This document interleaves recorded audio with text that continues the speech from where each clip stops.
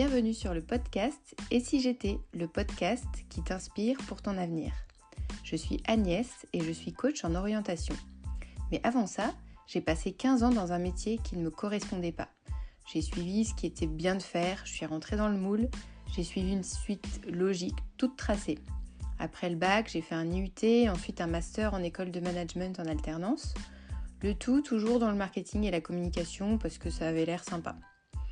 J'ai fait tous mes choix d'orientation par élimination, sans chercher ce que vraiment moi je voulais faire, sans prendre en compte ma personnalité, mes traits de caractère, mon potentiel, mais aussi mes limites.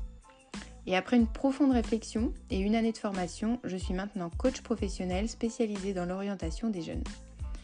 Ces interviews métiers, c'est une manière de te faire découvrir des métiers vus de l'intérieur avec des personnes qui sont passionnées, qui sont transparentes et qui te partagent leur parcours plus ou moins linéaire et atypique. Bonne écoute. Bonjour Geoffrey. Bonjour Agnès. Merci d'avoir accepté de répondre à mes questions pour l'interview Et si j'étais du jour. On va commencer tout de suite avec une première question et ensuite tu pourras te présenter, nous dire quel âge tu as, ce que tu fais, un petit peu ton parcours, nous expliquer tout ça. Et donc ma Ok. première question c'est, à 18 ans, est-ce que tu te serais imaginé dans le métier que tu fais aujourd'hui, là où tu en es actuellement? Alors, à 18 ans, je me serais peut-être pas vu exactement dans le métier que je fais aujourd'hui, mais du moins, je me voyais dans l'univers déjà, un petit peu, dans le contexte du soin, etc. Ok, bon, ça marche. Alors vas-y, je te laisse te présenter, nous dire qu'est-ce que tu fais, quel âge tu as, où tu en es aujourd'hui, comment tu as fait tout ça. D'accord. Donc, moi, je m'appelle Geoffrey, je suis infirmier libéral, j'ai 33 ans, et donc j'exerce mon métier d'infirmier depuis 10 ans cette année. Euh, voilà, donc j'ai travaillé la première partie de ma carrière en hôpital, dans une clinique privée en soins intensifs de cardiologie pendant 3 ans. Et à la suite de ça, j'ai ouvert mon cabinet et je me suis installé dans un milieu rural avec un associé. Voilà. Ok, top. Et alors, est-ce que on peut remonter un petit peu en arrière, quelques années en arrière, du coup, sur ton... Quand tu étais au lycée, comment tu as fait tes choix? Est-ce que tu as toujours voulu être infirmier déjà? Alors, j'ai toujours plus ou moins voulu travailler dans le soin. Ouais, Donc, je savais pas que je serais infirmier, mais je savais que je travaillerais dans le milieu. Mon premier choix de carrière que j'ai eu quand j'étais au lycée, ma première idée, ça a été de travailler dans l'obstétrique, soit en étant médecin, soit en étant sage-femme. C'est pour ça que j'ai dirigé un peu mon parcours de lycée pour préparer un petit peu ce cursus universitaire-là par le choix des options plus ou moins appropriées en première, en terminale, le choix de ma filière de bac aussi, puisque j'ai fait un bac scientifique, pour ok. préparer un peu cette première année de médecine, puisque quoi qu'il en soit, il fallait passer par la fac de médecine pour accéder à ce type de carrière-là. Voilà. Ok, c'était ton objectif du coup quand tu étais en première terminale à peu près. Voilà, c'est ça. Je me suis dit, je savais que j'irais en fac de médecine. Je savais pas exactement quel métier, mais je savais que je passerais par la fac de médecine. Donc, voilà.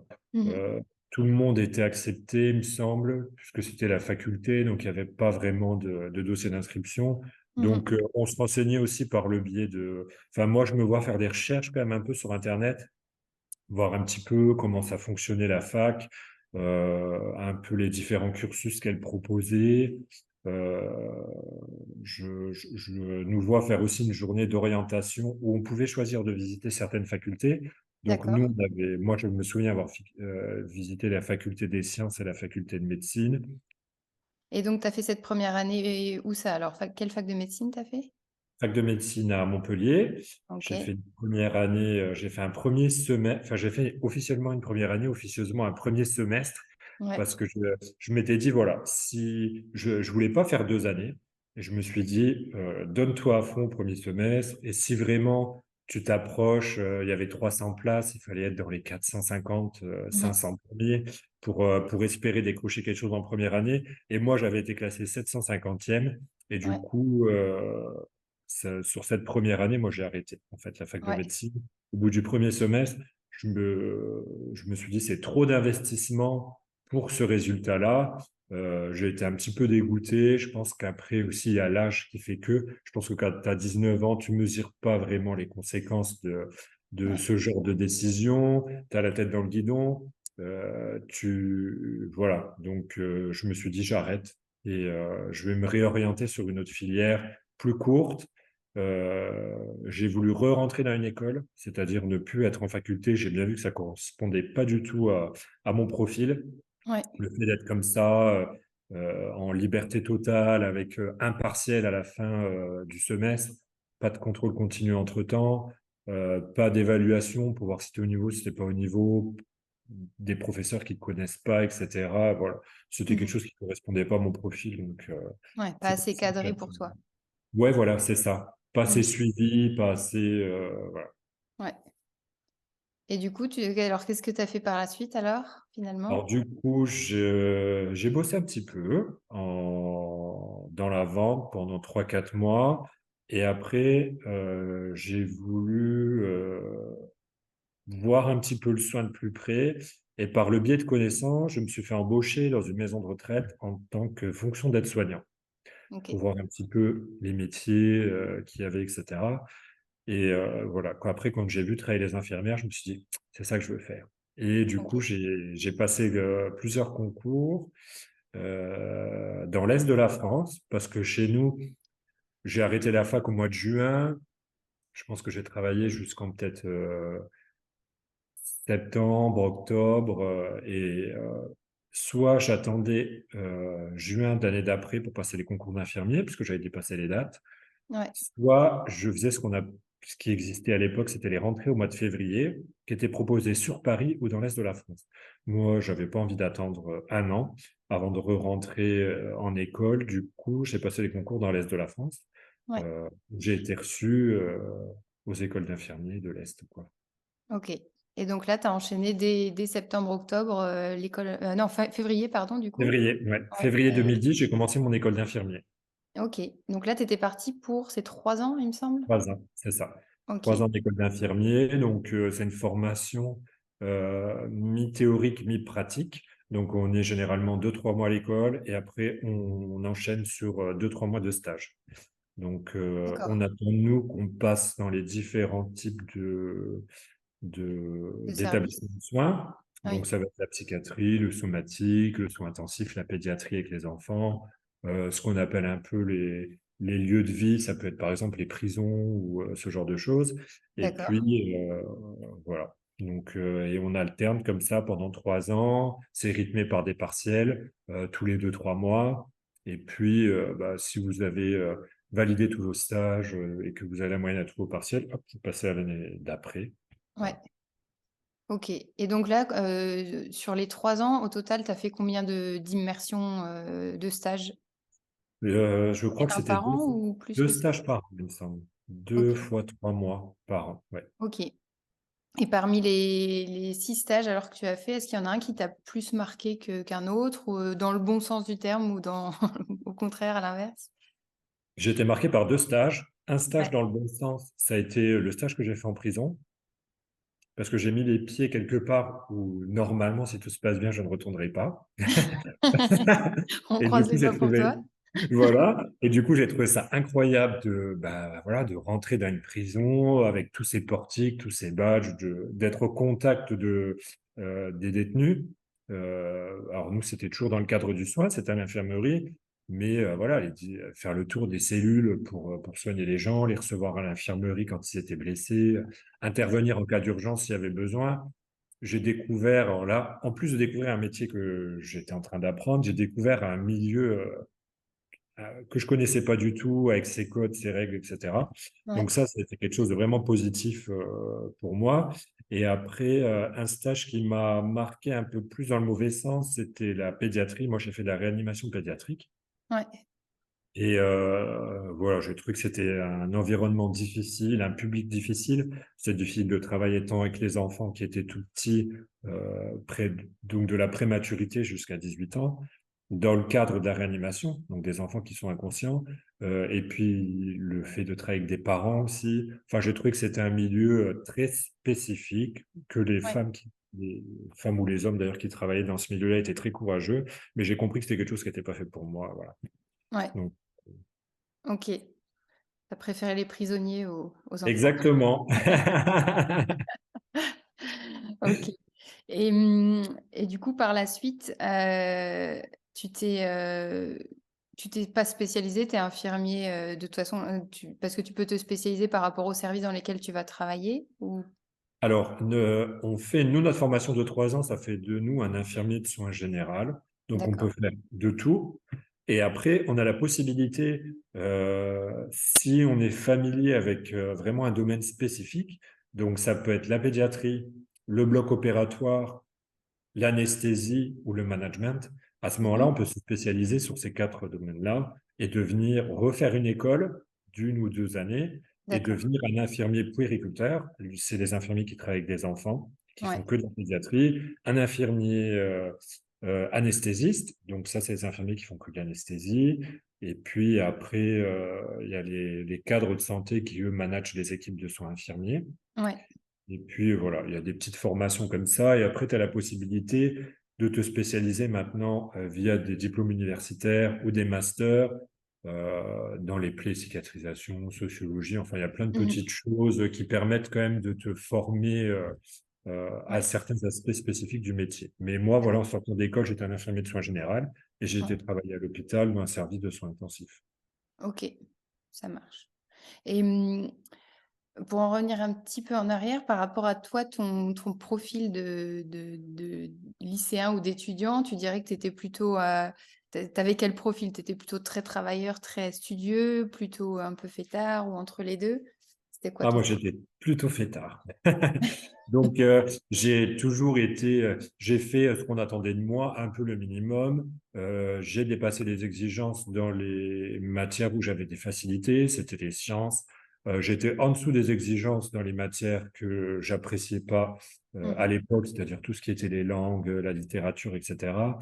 Et puis après, voilà, moi, je pense que n'était pas je me voyais pas comme un lycéen mature, vraiment Ouais, dans le choix de mes décisions, ma façon de travailler, etc.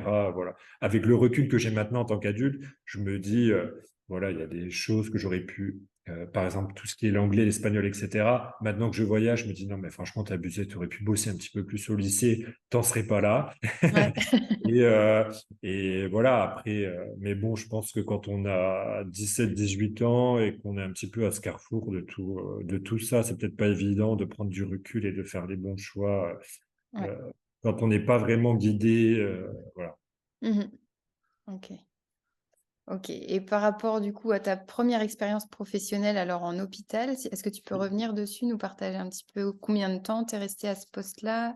Moi, j'ai travaillé en soins intensifs de cardiologie pendant 2 ans et demi. Moi, j'ai vraiment adoré cette période d'exercice. J'ai adoré parce que j'étais dans une super équipe, ce qui est important pour nous parce qu'on travaille en équipe. J'ai aimé le soin, j'ai aimé ce petit côté un peu urgence, adrénaline qu'on peut avoir sur des réanimations ou ce genre de choses. Euh, et puis voilà, c'était une très bonne expérience. Je suis arrivé dans un hôpital qui était assez familial. On avait beaucoup de liberté. Notre clinique privée a été rachetée par un plus gros groupe. On a eu un changement de direction. Et là, on a pris un nouveau tournant, qu'ont pris beaucoup d'hôpitaux maintenant. C'est passé depuis les hôpitaux sont payés maintenant à l'acte et plus au Ouais, forfait comme avant. Donc, le but, c'est faire un acte, sortir le patient, en faire rentrer un autre tout de suite derrière pour ouais, refaire un acte, une chirurgie, etc. Voilà. On est là-dedans, faut que ça tourne, faut que ça bosse plein pot, faut qu'il y ait du rendement. Donc là, on a commencé à nous dire, voilà, on veut pas que vous arrêtiez dans la journée, faut y aller, faut que l'hôpital gagne de l'argent. Donc avant, on faisait un pansement avec 5 compresses, maintenant vous en utiliserez 3. Ouais. Oui, on sait, les patients ne sont pas en forme et malgré tout, on va quand même les faire rentrer à la maison parce qu'on en a un autre qui doit rentrer derrière. Voilà. On est allé dans Ouais. un autre système de santé. Moi, je me suis vraiment pas reconnu dans cet exercice-là. Du coup, c'est pour ça que j'ai continué à travailler quelques mois et après, je me suis dit non, moi, ça me plaît pas du tout. C'est pas ma façon de travailler. Je pense que on peut aimer son métier, mais le contexte dans lequel on réalise, si ça se passe pas bien avec sa hiérarchie, Ouais. euh, ça peut vite devenir un enfer. Et à ce moment-là, faut pas hésiter, faut changer de Mhm. cadre, faut changer le décor, comme on dit. Et Ouais. puis, moi, c'est ce que j'ai fait, voilà. Donc, à partir de ce moment-là, même si je regrette rien, j'ai vraiment appris beaucoup de choses, j'ai pris beaucoup de plaisir. Moi, je rentrais des vacances, j'étais content de retourner au boulot. Et puis, voilà, après, malgré tout, je me dis, voilà, Ouais. faut changer, et c'est ce que j'ai fait. Et du coup, tu as changé pour quoi alors? Donc, j'ai créé mon cabinet et je me suis installé en tant qu'infirmier libéral. Donc OK. là, Et c'est, tu avais quel âge du coup? C'était jeune? j'avais, Tu toujours jeune? mais bien sûr, je suis éternellement jeune. J'avais, c'était en 2015, donc j'avais 26 ans. Ouais. Voilà. Ouais, c'est quand même, enfin, je sais pas quelle est la moyenne d'âge de Je pense qu'on était des d'infirmiers. jeunes infirmiers sur le secteur parce que mon collègue en avait 25 et généralement les gens travaillent un peu plus longtemps. À l'époque, travaillaient un peu plus longtemps à l'hôpital et maintenant c'est monnaie courante parce qu'on voit des cabinets autour de nous où pareil, D'accord. c'est des jeunes infirmières qui ont bossé 2, 3 ans à l'hôpital et qui décident de s'installer en OK. libéral. Voilà. Ouais. Et alors comment tu as fait pour te lancer en libéral? De quoi tu as eu besoin? Comment ça s'est passé? Parce que ça peut un peu faire peur peut-être de se dire: «Je me lance à mon compte», enfin, avec ce Voilà, alors en fait, statut. oui, il y a deux façons de s'installer en libéral. Soit on fait un rachat de patientèle, on s'installe sur un cabinet qui est existant, Ah oui. on commence à bosser, on travaille. Soit on fait une création de patientèle, on s'installe, on n'a pas de patient et on attend que ça arrive et on commence à travailler. OK. Donc nous, on a fait le choix de créer une patientèle. Donc on a été sur un petit village où il n'y avait pas d'infirmiers libéraux. On a été aidé par la municipalité qui du coup était en recherche de professionnels de santé à l'époque et qui nous a créé un cabinet, des locaux avec vraiment un faible loyer. Donc on a été porté un petit peu par OK. la ville. Et comment vous avez fait pour que les clients ou patients arrivent? Alors nous, Vous on avez n'a pris pas le droit de faire de démarchage commercial. ah Au oui, niveau OK. déontologique, Ah ouais. comme on est une profession de santé, on n'a pas le droit de mettre des cartes dans les boîtes aux lettres et de faire de la pub, etc. Donc c'est uniquement par le bouche à oreille. Ouais. Après, on s'est présenté au cabinet du secteur. Alors ça peut paraître bizarre parce que c'est des cabinets qui nous sont concurrents. Des cabinets infirmiers, tu veux dire? Ou de Oui, des ou cabinets médecins? infirmiers. OK. Et, mais ça se fait au niveau éthique, c'est-à-dire de dire, voilà, on va travailler sur le même secteur, on a un nouveau cabinet, etc. Ouais. Et en fait, nous, c'est ce qui nous a porté, parce qu'on s'est familiarisé avec deux infirmières du village à côté, dont une qui était infirmière, qui a fait toute sa carrière d'infirmière, donc plus de 40 ans sur le secteur. OK. Et c'est des infirmières qui avaient trop de travail et qui nous envoyaient des patients à elles, qui ont vu qu'on en prenait soin et qui nous ont envoyé beaucoup de patients à elles, de plus en plus, etc., quand elles n'étaient pas en capacité de s'en occuper. Ah génial. Et c'est vraiment ce qui a lancé notre activité. Voilà. Et quel rythme tu as du coup? C'est comme tu en vous êtes à 2 sur le même, vous êtes associés, vous Oui, êtes en alternance l'un et l'autre? c'est ça. On est en alternance. Donc, quand il y en a un qui est en repos, l'autre travaille et inversement. Donc, il y en a un qui travaille lundi, mardi, vendredi, samedi, dimanche. L'autre travaille mercredi, jeudi. Et la semaine d'après, on inverse. Donc, on a une semaine de 5 jours, une semaine de 2 jours. Et on a une remplaçante qui nous remplace ponctuellement quand on part en vacances ou quand on veut se libérer un week-end. Voilà. Donc, nous, on n'a pas de protection sociale, entre guillemets, Mmh. euh, sur tout ce qui est profession libérale. Donc, on n'a pas de congé payé. On n'a pas de congé maladie, on n'a pas voilà, tout ce genre de choses. Donc, du coup, il faut prévoir un petit peu tout ça euh, par le biais des remplacements. Mmh. Toi, qu'est-ce qui te plaît profondément dans ton job aujourd'hui? Euh, à contrario de ce que je pensais à cette période de lycée où j'avais 18 ans, Ce Ouais. qui m'attirait le plus, c'était le technique, c'est-à-dire j'avais envie de brancher des perfusions, j'avais envie de faire des injections, des pansements, j'avais envie d'être dans les blocs opératoires. Tout ce côté technique m'attirait beaucoup. Et en fait, maintenant, ça ne m'attire plus du tout.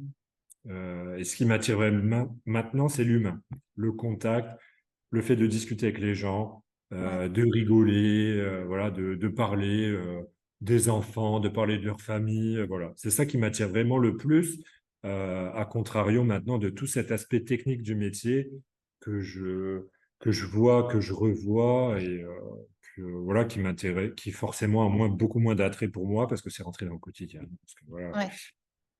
Et c'est ça qui t'a fait un peu évoluer, c'est le fait que la technique maintenant pour toi, tu penses même plus, tu le fais, hein, j'allais dire un peu de manière automatique, ou c'est toi qui as évolué dans ta pratique et qui a plus intégré l'humain du coup? Euh, je... Il y a un petit peu des deux. Il y a le fait que le technique est intégré au quotidien et Ouais. que on le fait, on le refait, on le refait. Donc, ça rentre un peu quelque chose de systématique et de rituel. Mmh. Et je pense que plus on vieillit, plus on avance dans les expériences, plus on s'attache à ce côté humain-là parce que ça nous enrichit plus que Ouais, de techniques de partager sur ce plan-là. Voilà. OK. Je leur apporte un peu tout ce qui est lié à leur prise en charge de soins. Je peux les rassurer sur certaines choses. Voilà, je peux les aider sur certains aspects de leur vie quotidienne, Ouais. voilà, aussi par le biais du dialogue, parce que des fois, ils sont anxieux, ils se posent des questions, ils osent pas le dire bah voilà, parce que c'est l'infirmier, parce que c'est le docteur, on veut pas le déranger, on veut pas paraître bête. Mais quand on rentre un peu dans ces dialogues, ces discussions, cette convivialité, ben, il y a des petits dialogues qui s'ouvrent et puis Ouais. c'est ce qui fait la richesse de l'échange, quoi. Mmh. OK. Quelle qualité tu dirais qu'il faut avoir pour être infirmier, libéral ou pas? Je pense qu'il faut la plus importante, c'est qu'il faut aimer les gens. Il faut aimer prendre soin des autres. Mmh. Il faut être aimé, voilà, dans la vie de tous les jours, être attentionné auprès des gens, être, voilà. Il faut aimer prendre soin des autres. Je pense qu'il faut, et après, je dirais qu'il faut être quand même organisé, euh, OK. parce que, voilà, mais ça, c'est quelque chose qu'on apprend, euh, par le biais de nos expériences, par le biais de l'école, mais il faut quand même avoir au fond de soi un petit côté, un peu aimer les choses un peu carré comme ça, un peu organisé, parce que quand il faut dérouler toute une journée de soins, c'est vrai que c'est bien d'aimer les gens, etc., mais il faut quand même que le boulot soit fait en temps et en heure. Ça part dans tous les sens. Même quand vous travaillez à l'hôpital, les médecins, les kinés, chacun passe, dépose sa petite note, son petit truc à faire, etc. Et il faut arriver à tout organiser, tout Ouais. sur la journée. Donc, voilà. Est-ce que tu as quelqu'un qui t'inspire, comme un mentor ou quelqu'un que tu as rencontré lors de ton lycée ou tes études, qui t'a inspiré, dans ta carrière? Euh, Quand j'ai travaillé avec Claude Bernard, j'ai rencontré une collègue à moi, qui est toujours une amie à moi, et elle m'inspire, oui, c'est elle qui m'a fait réfléchir à l'idée de faire du libéral. Ouais, Euh, c'est quelqu'un qui est sans cesse en train de faire des formations, sans cesse en train d'apprendre, et je pense qu'elle m'a beaucoup inspiré dans ma carrière d'infirmier. Une fois que j'ai été infirmier, un peu pour tous mes choix de carrière, par exemple, je me dis que pour être bon dans mon métier, il faut que je fasse au moins une ou deux formations par an sur des domaines toujours différents. Donc, je m'oblige à le faire. Et ça, c'est un peu grâce à elle parce que par le pied de discussion, des fois, les gens vous disent qu'ils font quelque chose et vous vous dites, ah oui, c'est vrai que c'est bien ce qu'il fait, ça, je le fais pas, je vais peut-être le faire. Et ouais. ouais, cette personne-là, ouais, elle m'a, par le biais de l'amitié, etc., poussé à aller un petit peu plus loin que ce que j'aurais OK, peut-être fait si je l'avais pas rencontré. d'accord. Alors Geoffrey, pour la dernière question, je voudrais te demander, 2 conseils. Un conseil pour, les jeunes qui aujourd'hui sont au lycée et cherchent, savent pas ce qu'ils veulent faire et sont un peu perdus. Qu'est-ce que tu Mm. leur conseillerais de faire? Et le deuxième, ce serait pour, ceux qui sont infirmiers et qui travaillent en hôpital et qui n'oseraient pas se lancer en tant qu'infirmier libéral. Alors, pour les jeunes lycéens qui chercheraient à s'orienter, euh, Je pense qu'il faut essayer de s'entourer. Déjà, si c'est un problème pour eux, leur orientation, il faut qu'ils arrivent à verbaliser ça avec une personne de leur entourage qui sera en mesure de les conseiller ou de leur trouver quelqu'un qui pourra les conseiller. Donc, ça peut être un professeur, ses parents, une conseillère d'orientation. Je pense que c'est une phase clé et qu'on n'est souvent pas assez mature et pas assez entouré sur cette période-là. Donc, il faut vraiment se donner à fond sur cette période-là, s'entourer, poser des questions, aller visiter, demander peut-être à bosser, par exemple, je sais pas moi, si on est intéressé par le métier d'infirmier et qu'on connaît toujours une infirmière dans son entourage ou quelqu'un, ne pas hésiter à solliciter, ou de la maison de retraite du quartier, aller voir un petit peu, demander, passer une petite journée avec eux, voir comment ça se passe. Mhm. Je pense qu'il faut vraiment essayer de voir toutes les facettes de ce qu'on a envie de faire, ou essayer de s'entourer pour savoir ce qu'on a envie de faire auprès de gens qui sont formés, qui peuvent nous aider, parce que je ne sais pas si on a le recul suffisant à 17 ou 18 ans pour trouver Mhm. seul, parmi cet énorme panel de formations, ce qu'on peut faire. Voilà. Ouais, ok. Et après, Gros pour les bisous. infirmiers qui hésiteraient à faire du libéral, euh, je pense que ce qui est intéressant, c'est de peut-être rentrer dans le milieu par le biais de remplacement, voir garder son poste de salarié. C'est quelque chose qui se fait dans notre milieu. Tu demandes à ton employeur si tu peux faire des remplacements en libéral. Généralement, quand c'est dans le privé, il n'y a pas de souci. Quand c'est dans le public, ça peut être un peu plus compliqué d'avoir une autorisation. Et Mhm. voilà, faire des remplacements avec un cabinet ponctuellement, voir si ça plaît pas. Ouais, Voilà. ok. Oui, parce que le rythme est différent et puis il y a toute la gestion à côté que t'as pas Voilà, il y a en salarié. c'est ça. Petite gestion administrative en plus. Ouais. C'est différent parce qu'on est tout seul. Donc, il n'y a pas de Ouais. médecin, il n'y a pas d'interne, il n'y a pas de collègue, il n'y a pas Ouais. la vieille collègue qu'on aime bien aller chercher quand on a un souci, quelque Mhm. chose qu'on ne connaît pas. Voilà. Ouais. Donc, c'est toujours intéressant avant de se lancer. Moi, c'est ce que j'avais fait. J'avais fait des remplacements avant Ok. de m'installer en tant qu'infirmier. Voilà. Ok. Et ça t'avait confirmé ton intérêt. Oui, c'est ça. Moi, j'avais bien aimé. Ouais. Voilà. Ok. Eh ben, super. Ben, un grand merci, Geoffrey, pour le partage d'expérience. Ah, Et... bah, merci à toi de m'avoir sollicité. C'est toujours un plaisir. et une bonne continuation à toi. Merci, toi aussi. À bientôt. À bientôt.